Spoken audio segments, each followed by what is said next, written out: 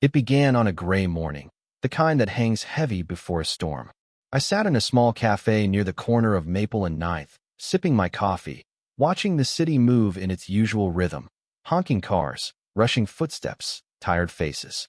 That was when I noticed him. An expensive suit, gold watch flashing in the light, his car blocking two spots like the world belonged to him. He moved with the air of someone who had never been told to wait. A biker pulled up beside his car. The engine rattled, low and steady. The biker looked middle-aged, his jacket scuffed, helmet cracked at the side. I could tell from his posture. He had seen harder days. Something about him felt grounded, unshakable. The light turned red, and they crossed paths.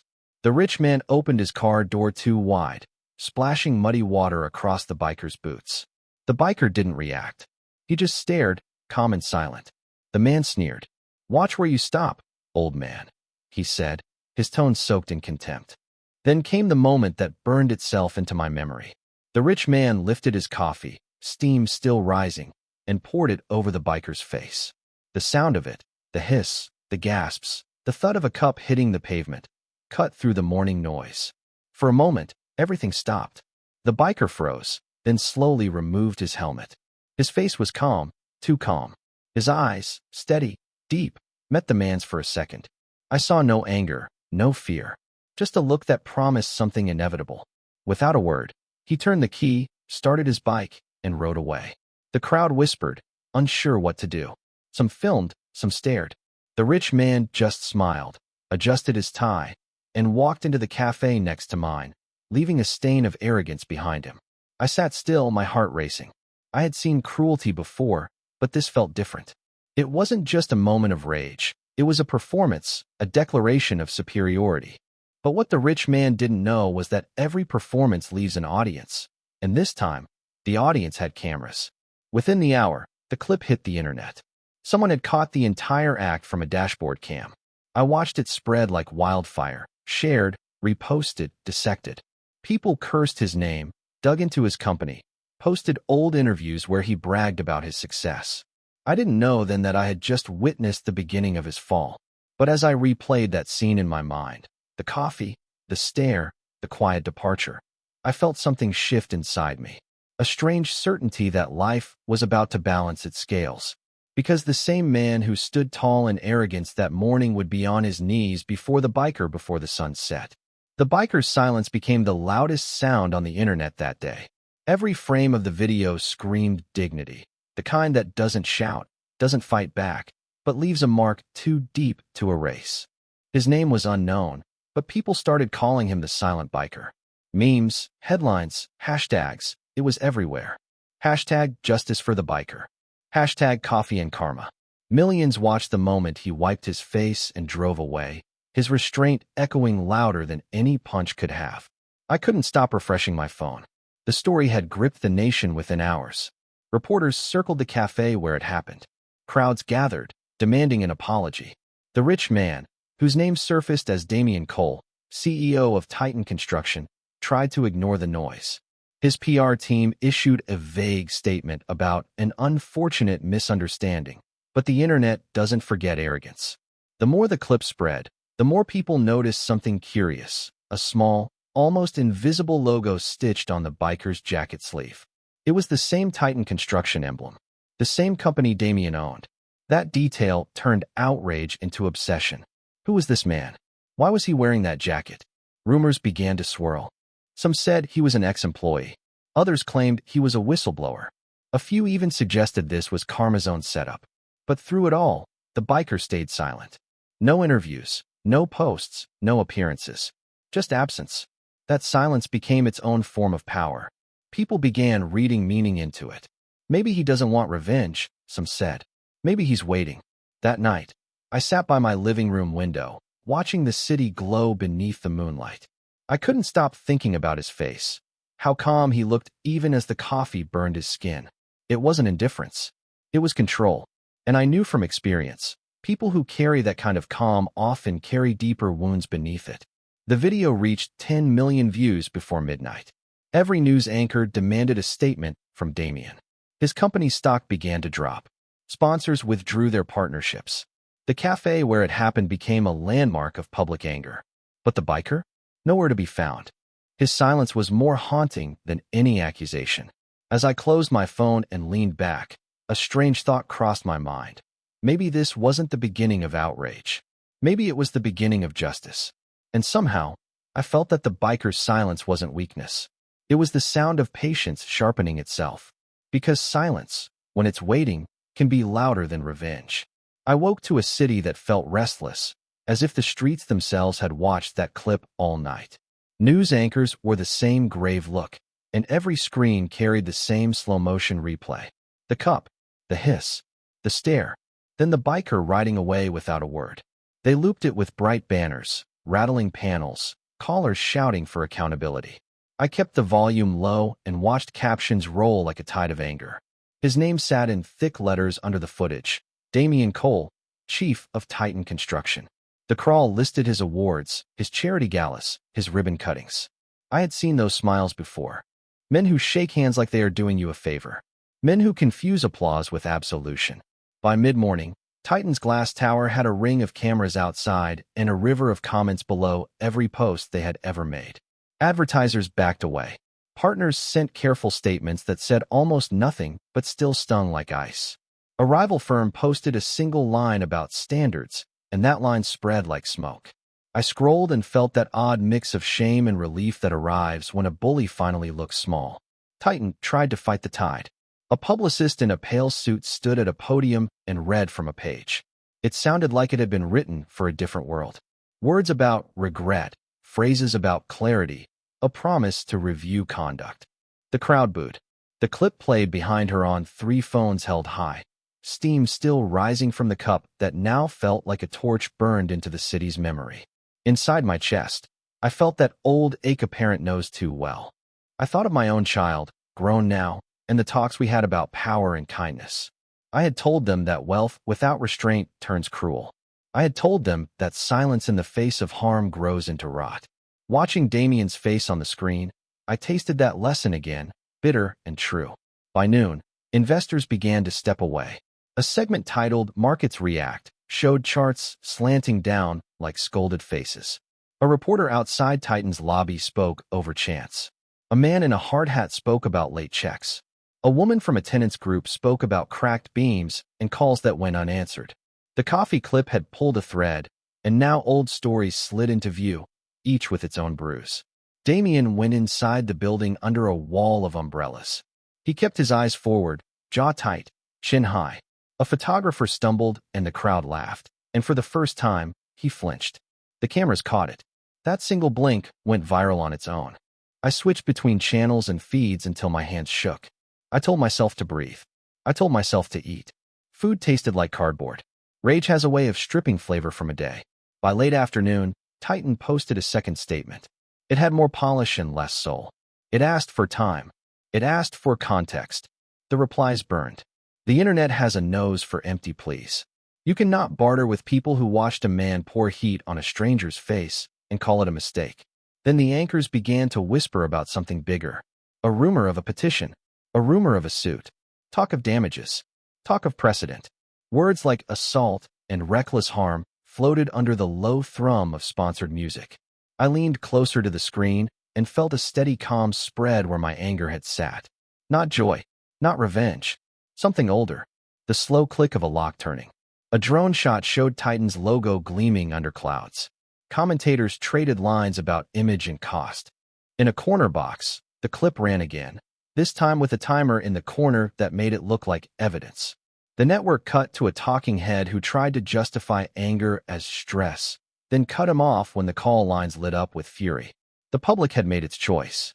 By early evening, a courier walked past the cameras in Titan's lobby, holding a thick envelope like it contained a living thing. He rode a private elevator. He stepped into a glass office with a view of a city that no longer cared how high those windows reached. He placed the envelope on a desk that had signed off on 100 projects and 1,000 decisions. Then he left without a word. The lights above Damian's head made halos on the polished wood. He steadied his hand before he touched the seal. Headlines kept sliding across a mounted screen on the wall. Phones rang. A publicist paced. An attorney whispered. He broke the seal and pulled the papers free. The camera outside caught only echoes. The man at the desk went still. The publicist stopped pacing. The attorney lifted a hand and then lowered it, as if reaching into heat. In that silence, the room understood what had arrived. Not a petition, not a rumor, a lawsuit, filed by the biker. I put my palms on the kitchen counter and closed my eyes. I could almost hear the paper slide across that glossy desk. I could almost hear a tide turning somewhere deep and ancient beneath the city's noise. A suit has weight. It says, this is not just a mood. This is not just a post that will fade. This is a line drawn in ink. And once it is drawn, the world changes color. The screen flashed a breaking banner, and the anchor spoke the words out loud. The building behind her looked less like a trophy and more like a mask. I thought of the biker's steady eyes. I thought of the way he had said nothing while the coffee dripped from his face. I whispered a thank you to no one in particular. Then I set my cup down and waited for morning. The courthouse felt older than the men who thought they owned the city. Stone steps worn by other storms. Hushed halls where gossip turns into record. I took a seat near the back and watched the room fill with a restless hum.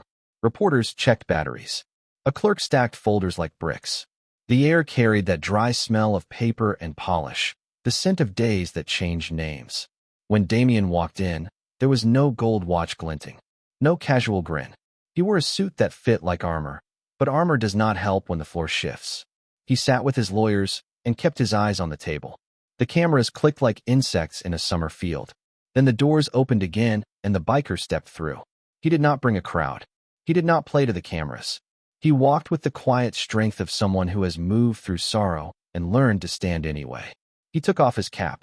He met no one's stare. He stood at the front with his attorney and gave his name for the record. Arlen. Just Arlen. A retired civil engineer. A parent. A writer. A person whose hands had measured lives in beams and bolts. He lifted his chin, and I saw the same calm I had seen on the street. The judge nodded. The oath hung in the air like a bell note. The case read simple on the calendar: assault, bodily harm, damages. But the room held more than heat from a cup. It held years. It held a buried night. Arlen's attorney asked for permission to introduce background. The judge agreed. A screen lit up on the wall. A set of images appeared, a site wrapped in yellow tape, a collapsed scaffolding, a crushed sign with the Titan emblem half buried in dust. The date on the corner fell like a stone into the room's throat. Years earlier. A city project. A failure that took lives. I felt my breath leave my chest and then return in pieces. The clerk read names. One of them caught my ear and held it. A young woman. Arlen's daughter. I watched Arlen's hands fold, unfold, then still. His eyes did not search for pity. He did not tremble. He spoke in a steady tone that belonged to a parent who has spent long nights staring at a door that will never open again. He told the court how he had warned a site manager about hairline cracks near a temporary support. He told them he had filed a note. He told them he had been asked to leave it to the schedule. He told them the structure fell a week later, on a day with light wind and one loud snap. The courtroom drew smaller as he spoke. The images did not need music. The reports did not need color. The names did not need commentary. A life reduces to lines on paper when a company's patience grows shorter than a safety checklist. Damien's attorney objected to the scope. The judge allowed the line with limits. The logic was plain to anyone who has lived long enough to read faces. The coffee was a spark, but the powder lay in the past. When it was his turn, Damien kept his gaze low and spoke through counsel. Stress. Pressure. A morning gone wrong. A poor decision. Words that build a wall too thin to stop a single memory. He said he never meant harm. He said he regretted the scene. He did not say a name from that older list. Cross-examination came like rain on hot stone. Arlen's attorney did not shout. They set out emails. They set out memos. A safety officer had written to a project lead about ratings on a temporary frame. The frame stayed. The team rushed to meet a ribbon date. The cut rope on a former whistleblower's career showed in a line about fit. The judge watched, silent, pen still. I had known that coffee clip meant more than temper. I had not known it held a map.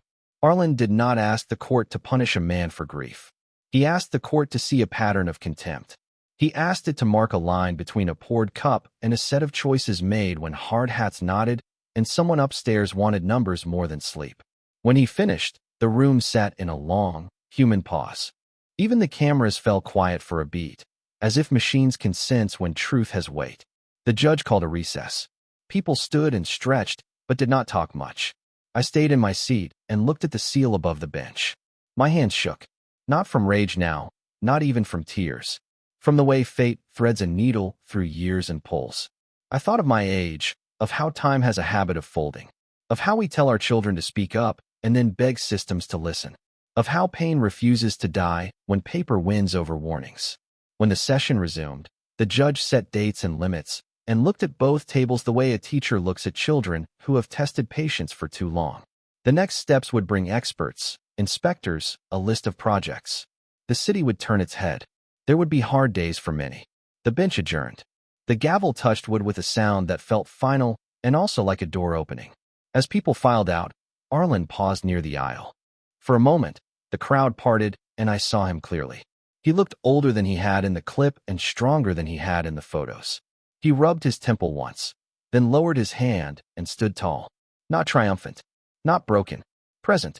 Cameras flashed at Damien again. He tried to move past without a word.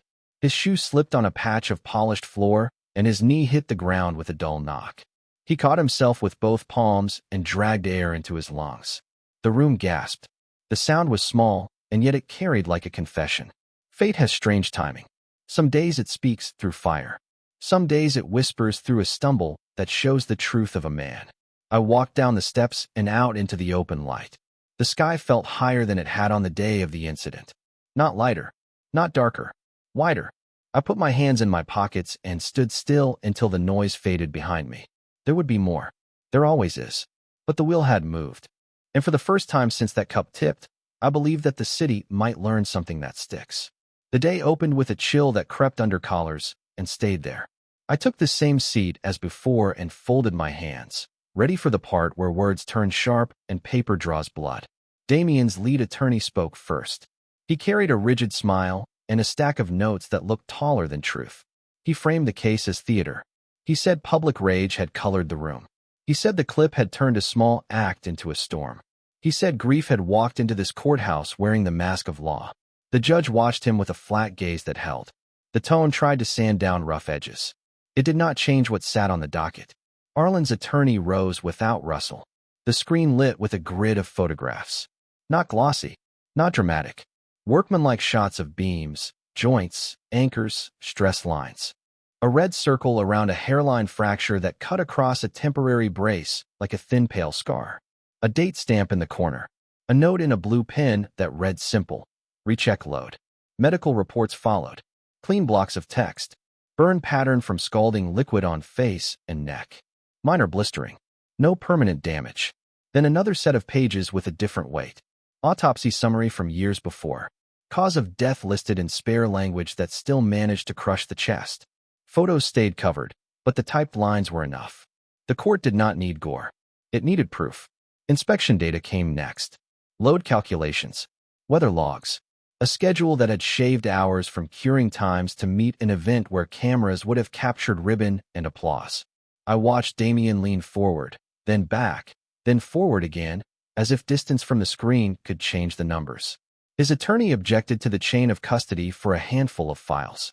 The judge listened, asked 2 short questions, and allowed the exhibits. Arlen sat still while his attorney moved through each point like a surveyor with a steady hand. He did not glare at Damien.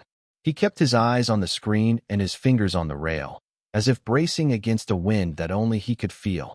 When his attorney asked the inspector to read a line aloud, the room learned that the brace in question had been flagged 3 times in 6 days.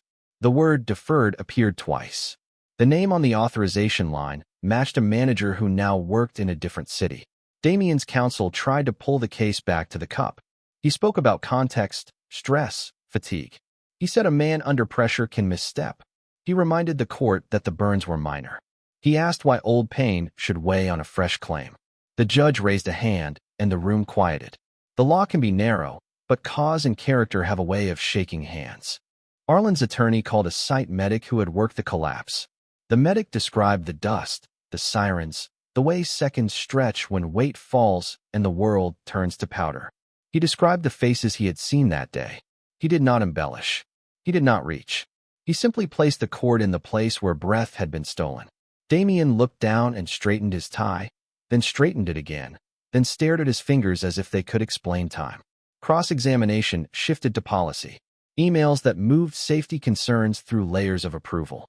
Memos that praised speed, applauded delivery, and tucked caution into the corners.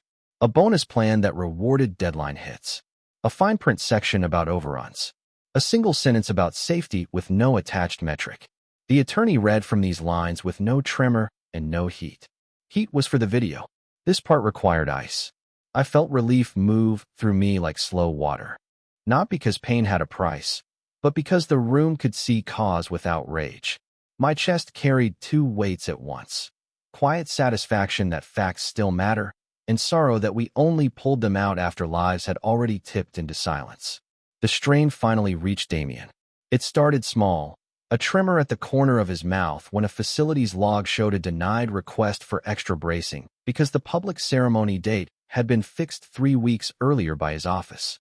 Then a sidelong glance at a junior counsel when a purchase order revealed cheaper steel used for a temporary frame that had not been rechecked after ring. Then the slow rub of the forehead that leaves a faint red mark, the telltale sign of a man who knows the room no longer bends to him. Arlen's attorney asked him to look at one image. A stairwell caved in like an open book, pages of concrete fanned across rebar. The attorney asked a single question that landed without flourish. Did he sign the summary that cleared the site to proceed on that date? He said his team had prepared it. The judge asked if his name was on the line. He said yes. The pen in his hand clicked twice. The court reporter paused, then continued. A murmur rolled through the benches and settled. The judge called for order. Damien's lawyer moved to strike commentary from the gallery.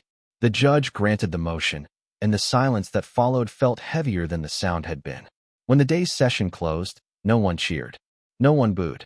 People stood slow and filed out, the way people leave a hospital after hard news that is not final. I lingered near the aisle and watched Arlen walk past, shoulders squared, eyes steady. Damien stayed seated with his head down for a long minute, then rose too fast, knocking a folder to the floor. Papers spread like spilled cards. He knelt to grab them with both hands shaking. I looked away. Triumph has a sour edge when laid beside a parent's grief. I carried both feelings out into the late light, and neither one let go. The next morning broke clear, as if the city wanted light on everything. The gallery filled early. Reporters whispered about a sealed motion. Attorneys checked watches. Arlen sat with the same quiet posture that had become the spine of this case. Damien arrived late by a minute that felt longer than it was. Arlen's attorney called a new witness. The name did not ring through the room. No fame. No profile. Just a man in a plain suit with a face that carried the drained look of someone who has stayed silent for too long. He gave his oath in a voice that wavered once, then settled. He had worked at Titan in project oversight for 6 years. He had left 2 years after the collapse. He spoke of meetings that always began on time and ended with phrases that looked good in a newsletter. He spoke of a culture that smiled at caution but bowed to the calendar. Then he asked the court to display a set of internal emails he had turned over the previous night under counsel. The screen filled with subject lines. Safety note on temp frame. Cost impact. Ceremony alignment. A thread with 21 replies that stretched over 4 days. The first email had come from a junior engineer who had flagged a risk. The second had come from a site lead asking for a short delay. The third came from an executive assistant scheduling Damien into a press event. Then came the line. Shelve the alarm, proceed to plan, keep team calm, adjust reporting on variance. The room breathed in. The witness said the line came from a senior VP forwarding instructions. He said the phrasing matched prior instructions after other flags. He said the term shelve had become a code in hall chatter, the kind that makes people laugh hard and short because they cannot do anything else. Damien's attorney objected to interpretation. The judge sustained in part, then allowed the emails as business records. Dates and times glowed on the screen like small, fixed stars, each aligned with logs the jury had already seen. A timing overlap with that bonus plan appeared on a slide. An analyst charted correlations without drama. The picture did not need paint. Then the witness asked to read another email, sent directly to Damien. A safety officer had written, temporary bracing at risk under predicted load. Recommend 48-hour hold. The reply came within 8 minutes. Noted, hold cannot happen. Reassign accountability to site and secure backfill memo. Proceed. No one spoke for a beat that felt like the space between a heartbeat and a verdict. Damien's hands formed a tint over his mouth. His thumbs pressed into his lip until the skin blanched. He stared at the desk as if he could hide inside the wood grain. The witness looked older by the minute. He said he had tried to raise these issues through channels and then left when channel became wall. He said he had kept the emails because he was tired of waking at 3 in the morning to the same sound in his head, the sound of concrete cracking in a memory that would not fade. He did not cry. He simply looked like a person who had carried a weight so long that setting it down made his shoulders shake. Arlen did not look at Damien. He kept his gaze on the screen, on the letter shapes that had survived servers and searches and now sat in plain sight. The judge asked 2 clarifying questions that placed the timeline beyond dispute. Damien's counsel requested a recess. The judge denied. Forward remained the only direction. The gallery leaned in without moving. The witness produced a short audio clip, not from the collapse, but from a call 1 week earlier. It captured a conference line where a manager pushed for a slowdown and a voice cut in, brisk, polished, undeniable. It spoke about optics. It spoke about promises made on camera. It spoke about a mayor's schedule and a donor breakfast. It did not speak about stress ratios. The court speakers made the room feel smaller as that voice kept going. When the clip ended, the ceiling seemed lower. Damien's hands began to tremble. He reached for a glass of water and missed the first time. The second time he found it and took a shallow sip that did not seem to land anywhere. His attorney leaned in close and whispered. He nodded once, then twice, then stopped nodding at all. Arlen's attorney rested the case file on the lectern as if it were an old book that had finally been read out loud. The witness stepped down and passed Arlen in the aisle. They did not touch. They did not speak. They shared a look that carried the strange recognition of strangers tied to the same night by different ropes. The judge addressed the room with a voice that left no space for noise. The court would recess for the day. The court would reconvene with instructions and a schedule for expert testimony. The court would keep order. People stood slowly. Reporters moved like a tide toward the doors. Damien stayed seated with his elbows on the table and his face in his hands. The man who had poured heat onto another human being now hid behind fingers that could not stop shaking. I did not cheer. I did not smile. I felt a deep, steady ache for the lives that had bent around these choices, and a quiet relief that the choices had names now. Justice does not heal the wound. It stops the bleeding. Outside, the sky held an even light, and the city carried on. I walked down the steps and felt the stone under my shoes. Each step sounded like a promise kept. The verdict had not yet fallen, but the world had already spoken. The morning after the revelation, the screens downtown lit up with headlines that carried the same word, collapse. Not of buildings this time, but of an empire built on ego and denial. Titan Construction's shares dropped in waves, the red numbers rolling across every financial ticker like bleeding wounds. Investors pulled their money before sunrise. Banks suspended credit lines. A board that once bowed to Damien's orders now met in private, each member trying to distance themselves from a name that had become toxic. Reporters camped outside his mansion gates. Every hour, a new leak surfaced. Contracts, photos, invoices, each one proof that the rot had been spreading long before coffee hit pavement. From my apartment window, I watched the skyline that Damien's projects had shaped. Those towers had once symbolized ambition. Now they looked like gravestones. I had walked those same streets years ago when I was younger, still naive enough to believe that hard work alone built futures.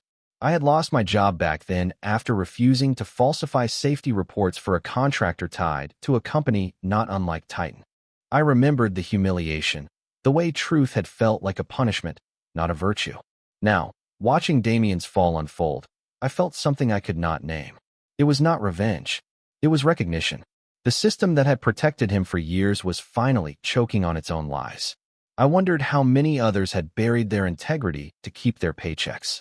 How many had seen cracks forming and stayed silent because they had families to feed. By noon, Titan's headquarters looked abandoned.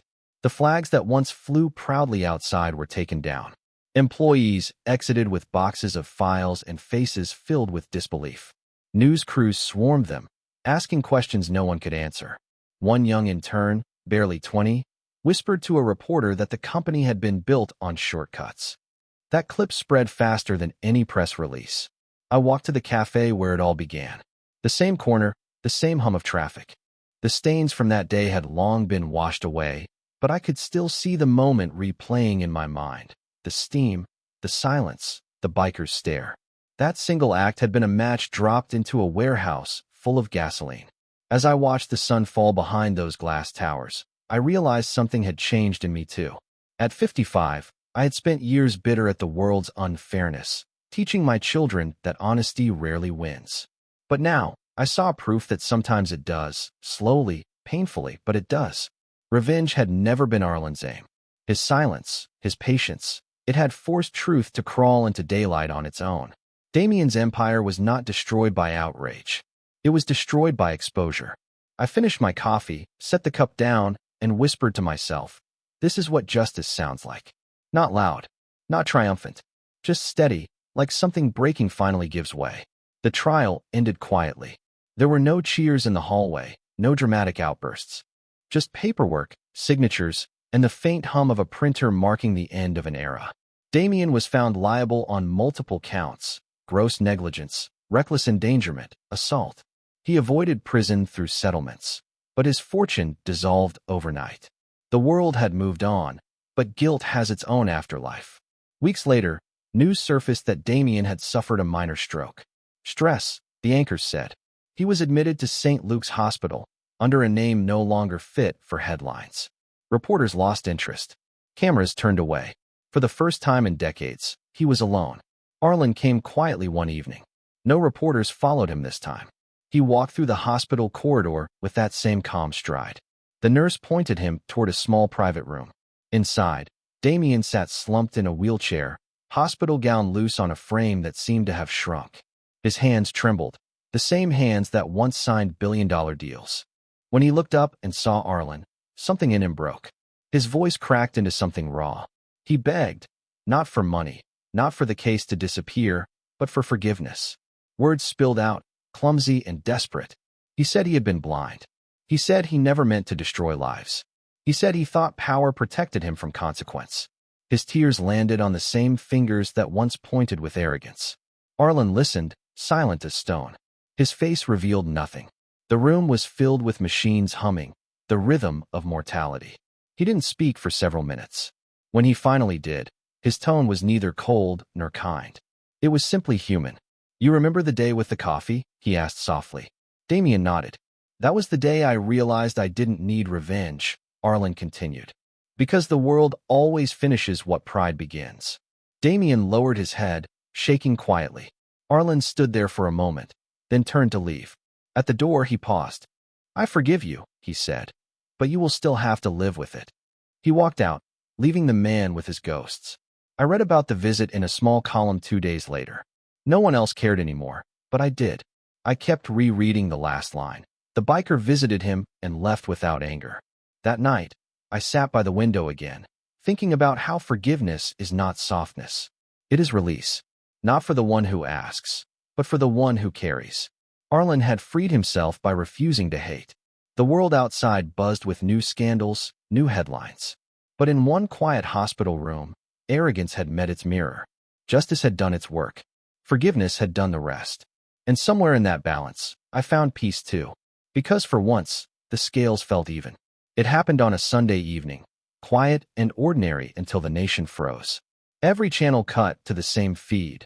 Damien Cole, once the untouchable magnate, now sitting in front of a camera under pale studio lights. No makeup, no suit, just a man in a gray sweater that hung loose on his frame. His voice came through flat, raw, and heavy. He began without an anchor's prompt. My name is Damien Cole, he said, and everything you have heard about Titan construction is true. But that is not all of it. He inhaled, and the silence that followed was thick. Then he began to dismantle his own empire, one confession at a time. He spoke about bribes paid to inspectors, safety audits rewritten before official submission, politicians who smiled at ribbon cuttings while workers bled in silence. He named executives, contractors, city officials, people whose hands had signed the same kind of silence that had killed Arlen's daughter. The names dropped like stones into a lake too still for ripples. Each revelation peeled back another layer of a system built on greed. He admitted to funding campaigns to suppress whistleblowers, to falsifying quality certifications, to silencing engineers who raised alarms. He called it a culture of speed over safety. He said the phrase twice, as if repetition could somehow make it sound less monstrous. The broadcast cut to live shots of offices being raided. Police vans outside glass buildings. Men in suits led away in cuffs. The ticker at the bottom of the screen ran out of space to list all the arrests. I watched it from my living room, unable to move. The glow from the screen reflected off the picture frame of my own family on the wall. For years, I had told my children that corruption was too big to fight, that the world didn't change because one person demanded it to. But there it was. The same man who had poured boiling coffee on a stranger now spilling his soul on national television, unraveling the web that had protected him. He spoke for 27 minutes. When he stopped, the silence felt sacred. Reporters scrambled for statements. Legal analysts began dissecting every word, and the country's legal system lurched into motion. Within days, investigations spread across cities, uncovering contracts that connected dozens of firms. And I sat there, stunned, realizing that everything had started with a single moment. A cup of coffee, arrogance meeting restraint. One act of cruelty had ignited the fire that burned down corruption far beyond one man's reach. Before the camera faded to black, Damien looked up and said, "This all began because I forgot that people matter more than power." I was reminded by the man I humiliated. His silence was louder than my entire career. The feed ended. The country exhaled. And for the first time in decades, I believed that a single act, no matter how small, how spontaneous, could still shift the course of history. The world moved on, as it always does, but I could not. Weeks passed, headlines faded, and new stories replaced the old. Yet every time I saw a construction site, I thought of Arlen's steady eyes, of the moment he chose silence over rage, truth over revenge. Arrogance blinds the powerful until life forces them to see. Damien's downfall was not just his own. It was a mirror for all of us. How many times had we looked away from wrongdoing because it was convenient? How often had we mistaken silence for peace? Pain travels through generations until someone decides to stop carrying it. Arlen did that. He could have answered cruelty with hatred, but he chose patience. He didn't destroy his enemy. He revealed him. And in doing so, he gave a country a chance to see its own reflection. One evening, I found myself standing by the window again. My grown child sat beside me, reading the news on their phone. They looked up and asked, "Did it really change anything?" I thought about it. Then I answered quietly, "Maybe not everything, but it changed enough." They smiled faintly, and for the first time, I saw understanding in their eyes, the kind that only comes when pain has meaning. I turned toward the city skyline, its lights flickering like distant truths, and whispered to myself, "Wealth means nothing without empathy. Power means nothing without accountability." Arlen had not set out to become a symbol. He was just a parent who had lost too much to stay silent. But sometimes, the quietest people write the loudest chapters of history. As I turned off the lights that night, I realized that justice is not about revenge or punishment. It is about balance, the kind that allows the world to breathe again. And somewhere, in a hospital room where remorse sat beside regret, a man who once believed he ruled the world now knew the weight of a single act of kindness denied. The world had not forgotten the coffee, the arrogance, or the silence. But it had learned something far greater, that real strength lies not in power, but in restraint. And in that truth, both men, one fallen, one forgiven, had finally found peace.